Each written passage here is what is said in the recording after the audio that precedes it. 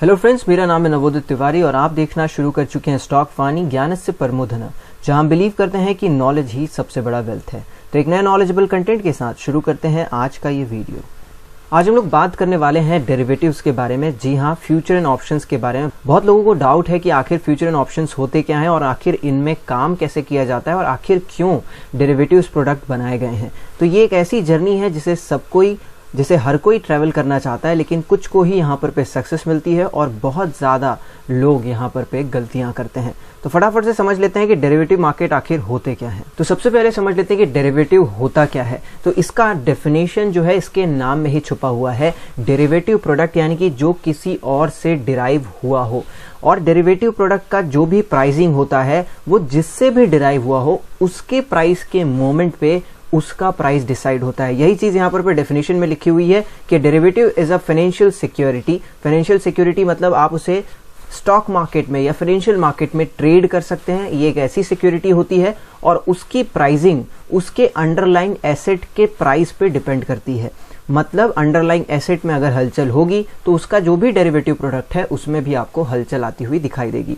इसका सबसे आसान एग्जांपल है ड्रीम 11। ड्रीम 11 एक फैंटेसी लीग है जिसने आईपीएल को स्पॉन्सर किया था।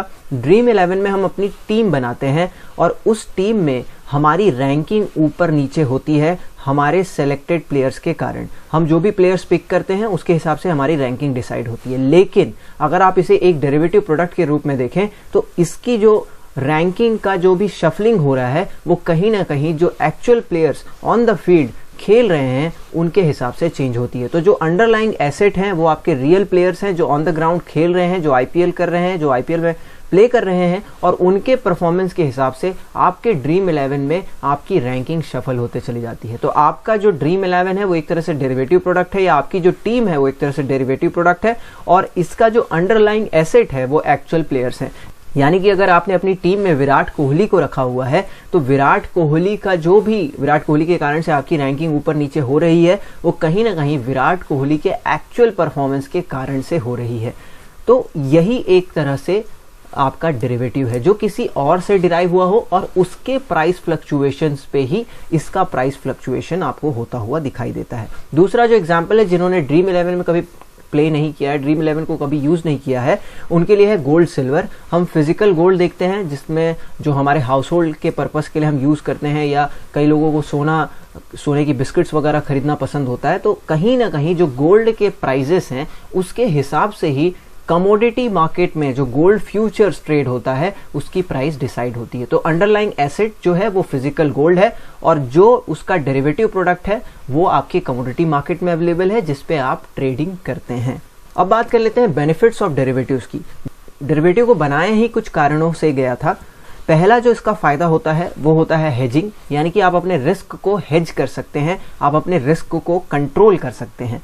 दूसरा जो फायदा है इसका वो है आर्बिट्रेजिंग, यानी कि जहां पर पे प्राइस इन डिफरेंसेस है वहां पर पे आप डेरिवेटिव प्रोडक्ट्स की मदद से कुछ पैसे कमा सकते हैं। और तीसरा है स्पेकुलेशन, यानी कि हम जो गैसिंग वर्क करते हैं कि ये शेयर यहां तक पहुंच जाएगा, ये शेयर इतने नीचे जाएगा, ये शेयर इस प्राइस तक पहुंचने वाला है, तो ये सारा कुछ स्पेकुलेशन है। लेकिन ये सारी चीजों को किया कैसे जाता है उसके बारे में हम वीडियो के आगे बात करेंगे। वैसे तो बहुत सारे डेरिवेटिव प्रोडक्ट्स होते हैं जैसे कि इंटरेस्ट रेट डेरिवेटिव्स, स्वाप्स, उसी तरीके से आपके फ्यूचर्स, ऑप्शंस, फॉरवर्ड्स में। लेकिन इंडियन मार्केट में दो ही ऐसे डेरिवेटिव्स प्रोडक्ट हैं जो ट्रेडेबल हैं, एक है फ्यूचर्स और दूसरा है ऑप्शंस। सबसे पहले फ्यूचर्स को समझ लेते हैं। फ्यूचर्स, इसका भी डेफिनेशन कहीं ना कहीं इसके नाम में ही छुपा हुआ है। फ्यूचर्स मतलब आज की तारीख में एक बायर और सेलर ये मिल करके डिसाइड करते हैं कि जो सेलर को प्रोडक्ट उसको बेचना है वो बायर कितने प्राइस पे खरीदेगा, लेकिन ये पूरा का पूरा कॉन्ट्रैक्ट जो बनता है इसकी डिलीवरी एक सर्टेन डेट पे होती है जिसे हम एक्सपायरी डेट भी बोलते हैं। अगर इसका एक छोटा और आसान एग्जांपल मैं आपको बताऊं तो मिंत्रा और अमेजॉन पे जब हम ऑर्डर करते हैं और हम सीओडी करते हैं तो कहीं ना कहीं अमेजॉन एक सेलर है, आप एक बायर हैं, आप दोनों एक ही दिन में उसी टाइम पे डिसाइड करते हैं कि कोई भी प्रोडक्ट आपको इस भाव पे लेना है और वो बोलता है कि इस भाव पे ही मैं इस चीज की डिलीवरी कर दूंगा सर्टेन डेट पर। तो एक तरह से वो उसका एक्सपायरी डेट हुआ और आज के डेट पर खड़े होकर आप दोनों ने डिसाइड कर लिया कि इस प्रोडक्ट को आखिर खरीदना कितने में है। बीइंग अ बायर और बीइंग अ सेलर आपने ये डिसाइड कर लिया कि इस प्रोडक्ट को आखिर बेचना कितने में है।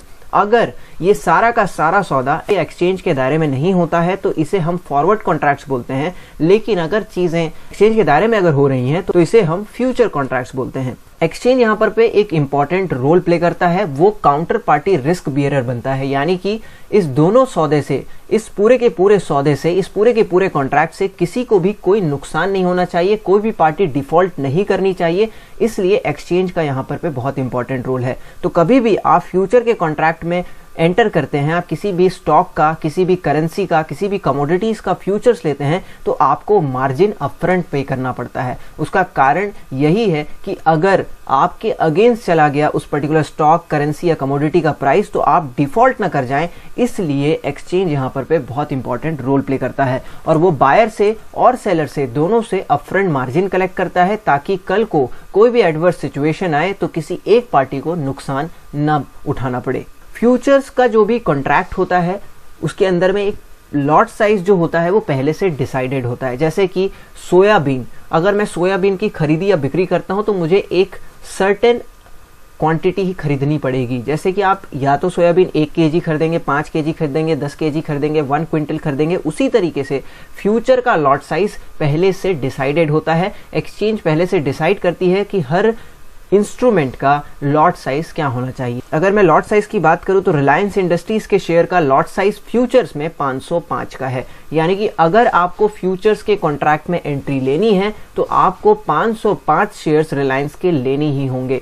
Lot actually bunch of shares होते हैं। तो फ्यूचर्स में आपको एक प्री डिफाइंड लॉट साइज में काम करना पड़ता है और जिस तरीके से लॉट साइज होगा उसी तरीके का आपका इन्वेस्टमेंट लगेगा, जिसका अपफ्रंट मार्जिन आपको कुछ ना कुछ एक्सचेंज को यानी कि अपने ब्रोकर को देना ही पड़ेगा। उसी तरीके